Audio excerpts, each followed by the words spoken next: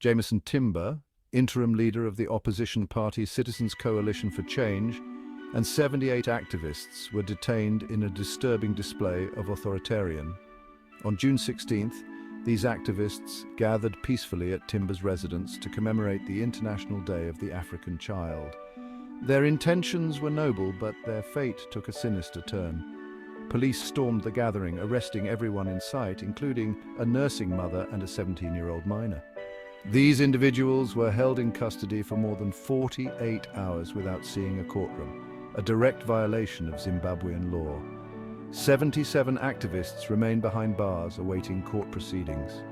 Amnesty International has called for their immediate release, highlighting a disturbing pattern of repression against those exercising their rights to peaceful assembly and expression.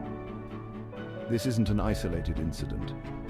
In January, Costa Machingauta, an opposition MP, and 25 others were beaten and arrested for holding an illegal meeting. And just this past December, opposition figure Sikala was convicted of inciting public violence after spending nearly 600 days in pre-trial detention. His crime? Seeking justice for a family whose loved one was brutally murdered. Zimbabwe's political landscape is marred by a climate of threats, intimidation, and violence.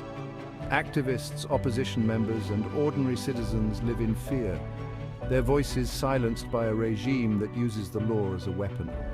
Zimbabwe lawyers for human rights have raised alarms about the vague and broad provisions of the Patriotic Bill, which could be used to criminalize legitimate dissent.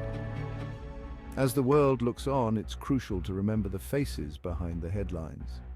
People like Jameson Timber, Sikala, and countless unnamed activists are not just statistics, they are individuals fighting for a better Zimbabwe, risking everything for the hope of freedom. Their courage should inspire us all to stand up against repression and advocate for human rights.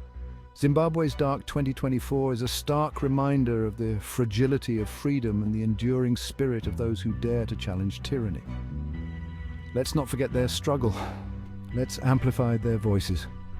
Because in the end, the fight for justice and human dignity is a fight for us all. Thanks for watching.